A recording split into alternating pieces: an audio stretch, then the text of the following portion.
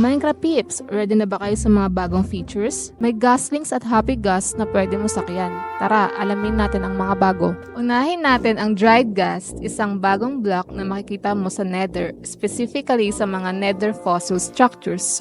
Para makagawa ng Dried Ghast, kailangan mo lang ng 1 bone block at 8 ghast tears. Pero wait, kapag ni-waterdag mo na ang dried ghast, magbabago ito sa 3 stages. At habang nagbabago siya, mag-i-spawn ng ghastling mula sa dried ghast, isang baby version ng ghast. Pero may twist, kung minay mo ang block habang hindi pa ito kompleto, babalik siya sa dry state. Magre-reset siya at magsisimula magbago ulit.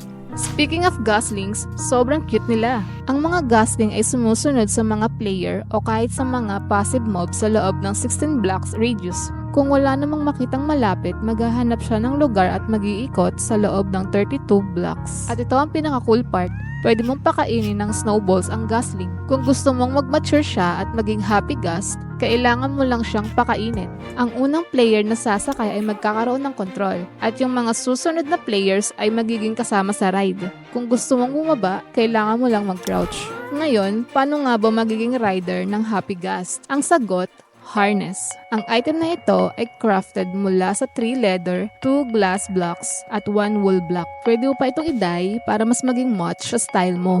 Kapag nakalagay na ang harness sa Happy Ghast, up to 4 players ang pwedeng sumakay. Pero kapag gusto mong alisin ang harness, kailangan mo ng shears. At syempre, walang nakasakay sa Happy Ghast para magawa yan. Kung na-enjoy mo at naging helpful sa'yo ang video na ito, hit the like button. At syempre, i-comment mo na rin ang experience mo sa Happy Ghast. Kita-kits sa next video.